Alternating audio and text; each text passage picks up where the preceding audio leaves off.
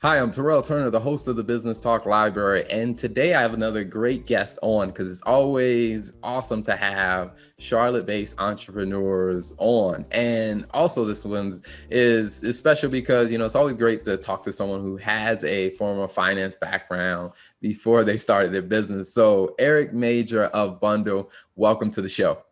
Thanks, Terrell. Appreciate it, man.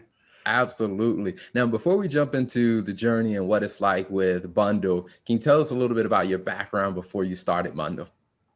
Yeah, definitely. I had pretty much a straight up corporate background. So I was at bigger banks. I worked at Bank of America. I worked at HSBC. I worked at Citibank, and then most recently, I worked at a really fast growing mortgage company here in town, Movement Mortgage. And when I got there, there were about 800 or 900 people, and it was fast growing to where by the time I left 4 years later, there was about 4,000 people. So they were growing super Wow. fast.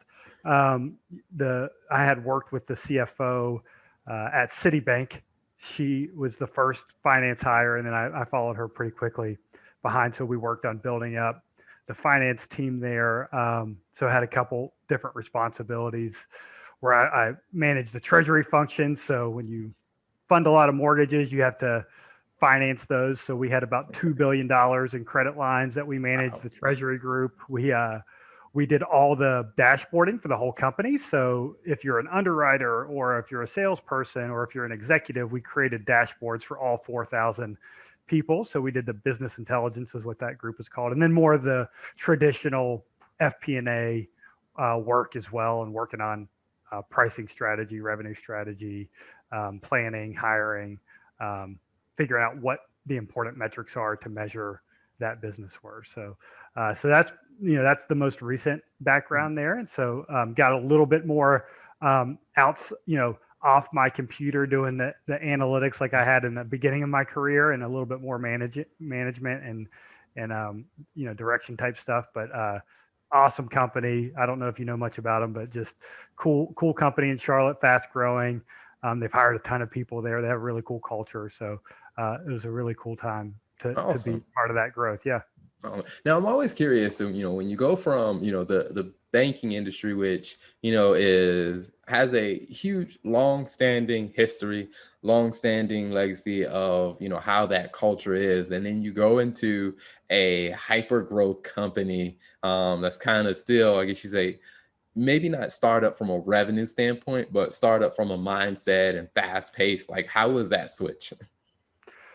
Yeah. So when you're at a big company, so you were at GE, and Bank of America is very similar. So you could probably relate to this a little bit, where when you're at a company like Bank of America, your job is so specific. You're part of this section of the company, and you're even part of a division of that section of the company, and your responsibility is like this little small thing that actually has millions of dollars of impact. But then when you go to tell your friends about what you do, you just see their eyes glaze over. They have no clue what you're talking about. And so it's very hard to explain what your job is. And there's a lot that goes along with like feeling, feeling like you're fulfilled, of doing this really small thing, even though some of the decisions I probably made at Bank of America in terms of dollars had way more impact than some other decisions at other companies that I was at. But it just doesn't feel like you're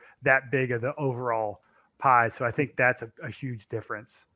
Gotcha, gotcha. Now, when it takes us down the journey, I mean, with like you say, the inception of Bundle, what started to spark the idea for you to say, I want to build, this type of business. So I think I had a unique advantage where people knew generally I was in mortgages. They didn't know exactly what I did, but I wasn't on the sales side. So when a friend was buying a home, they'd come and they'd say, "Hey, thinking about buying a house, need to get a mortgage." And I had the benefit of not, you know, be, being a sales guy and being like, "Oh yeah, well let me get your mortgage for you." I was giving them sort of true friend advice, knowing Okay. the industry, and it was sort of this hodgepodge of different things that I think that they should do about compare a couple lenders, do a budget, all this kind of stuff. And I started to realize like I was piecing together this process that I was telling them to do, but it didn't exist out in the industry. So that's what we Gotcha. built at Bundle, just sort of an easy entry point into the mortgage spot, especially for a first time home Mhm. buyer. Gotcha. And I'm always curious when, you talk to an entrepreneur and they have this, an idea of, hey, this is the idea, this is the problem we're solving, and hey, these are the customers that this is a good fit for. And I'm always curious is what that journey was like to actually start building a business around the idea and like really bringing it to life. What was that like? So the first step was, the first step is the light bulb moment. You start thinking about it, you build on that. I put some things on paper and started really figuring out why what I was thinking about was different than what existed out in the market, and just check marks of features and things like that. And then the second thing that you do is, especially for guys like you know the two of us, is you go and you talk to your wife. And so that's what my next step was, to say, hey, I got this idea. I've got this idea, and I want to. I want to run it by you. And she's not in the mortgage industry, and so she listened, heard me out.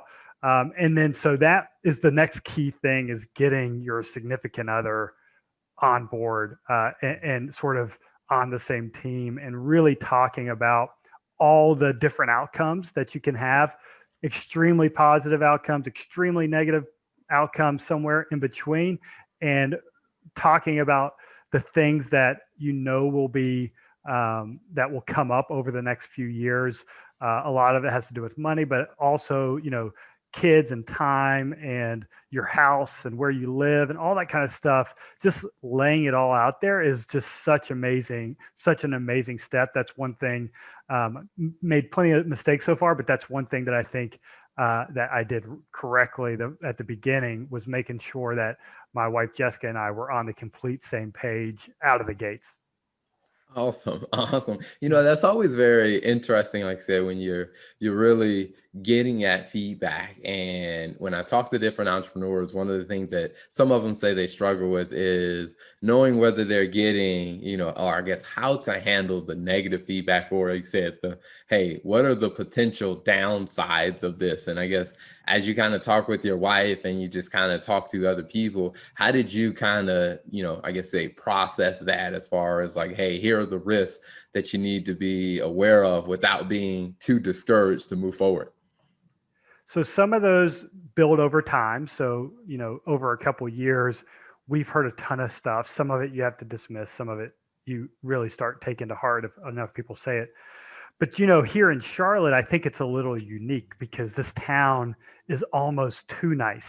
So when you talk to people, you talk to advisors, you talk to people in the startup ecosystem, almost everybody's like, awesome, I love your idea, this is going to crush it. And actually what you need them to say is, this little piece or this messaging or this part of the platform, that doesn't resonate with me. And then you can take that feedback and go back. So I actually feel like it's the opposite. I feel like there's not enough critical feedback, especially in our town, where there's a lot of people that are really eager to help the startup community.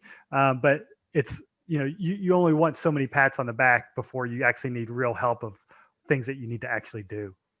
Gotcha, gotcha. Yeah. So now when you think about bundle and someone's like, hey, what are the services and what's the product or what's the solution that I'm getting with bundle?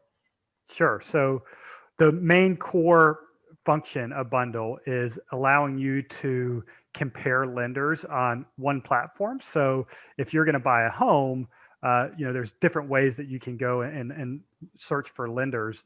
But what we do on one platform is we immediately assign you three different loan officers from three different banks. You can start to message with them on the same platform. You can compare your quotes, and then you can apply directly from our site. And the key things that we do that are different than our competitors are, number one, we're really big on privacy. So we never sell your contact information. You're actually anonymous through the whole process. We give you like a goofy name like Strong Lion or something like that. And so that's what the banks see. They see Strong Lion. They don't see Terrell. And so you're messaging with them, hey, is this enough for a down payment? I was thinking about buying this price house. You think that's good? And so that anonymity piece is huge because there's a lot of companies that just sell your phone number and you get blasted with a bunch of Gotcha. cold calls. And then the other thing that we do that's different is instead of showing you 5 different companies and what their interest rates are, we assign you that individual person that can help you through the process. So it's very personalized, even though you're anonymous. Okay, awesome. Yeah. Now, where can people find, Bundle online, or where can they find it in, whether in the app stores, or where can they find you on social media? So right now we're at bundleloan.com. We don't have an app, but everything that you need to do there is at bundleloan.com. We have a bunch of cool calculators, how much house you can afford. There's a really cool quiz that people really like that sort of it changes your home price as you answer questions, as you say you're buying the home with somebody else. Our credit card debt is this, our student loans are this, our income is this, and our savings. And so it sort of changes those numbers as you're going through the process. So that's the actual web. That's the website. And then we put a lot of good content out on LinkedIn as well, sort of into that mortgage market, mortgage industry, things about talk about things that we think the industry can do better. Awesome. Awesome. Now, before we wrap up, something that I always like to ask every guest that comes on is when you think about, your journey so far and think about where you are today and, what your projections and your trajectory looks like going forward. What's 2 lessons that you've learned that you would think you would share with other entrepreneurs? Yeah, definitely. So I'll give you one that I think that I did correctly and one that I think that I did incorrectly. So, the first thing is surrounding yourself with people that you trust and that you can really lean into at the very beginning. And so I mentioned my wife earlier, and then there's some friends as well that always pick up the phone that you can always bounce ideas off of. So that's number one. The one thing that I think that I bounced around a little bit at the beginning is being super specific on the core of whatever product you're creating and make that backbone first. So whatever that backbone is, that's going to stand up your entire product. And that could be a services product as well. It doesn't have to be a technology product, but what are you actually offering? And then figuring out how you're going to build out that one product or that one service. And then you can expand off from there because you get really excited about, oh, we can do this and we can add this feature and do this thing. But if you just, and it's a harder thing to realize than what than what you might think, right? So, hey, it took us a lot, we're making a mortgage site, right? But what is the actual core thing that you're doing? And the core thing that we're doing is connecting you with lenders. And so, we were building out a lot of these cool budgeting tools and things like that at the beginning, but the core functionality is that connection with the lender. And we should have started there. And we didn't. And so that's a great sort of error that we made at the beginning that I think that maybe some of your listeners can not make. So Awesome. Awesome. Well, Eric, thank you so much for coming on the show, for telling us a lot more about, your journey and the story of Bundle, and also for sharing, your wisdom and your insights. I always tell people, when if you're going to be an entrepreneur, there's going to be a lot of mistakes that you make. So it's like, cut it down by learning from, the good and the bad, the ups and the downs of other people, because like you're going to make enough of your own mistakes. So learn from as many people as you can to try to shortcut some of the, like I said, the learning process where you can. So thanks for coming on the show. yeah, thanks, Terrell. And really love what you're doing, lifting up the startup community. And just because, I was born and raised here in Charlotte. I love that you're doing it here in Charlotte too, and everywhere. But specifically, I like, making sure that you're doing a great job highlighting all the startups and in Charlotte, and you're doing a great job, man. Thank you. I appreciate that. Thank you for tuning in to the Business Talk Library. If you like our content, be sure to follow us on social media. And if you want to see more of our exclusive content, you can subscribe and become a member on patreon.com/Business Talk Library. Hey, the Business Talk Library is the place where business makes sense.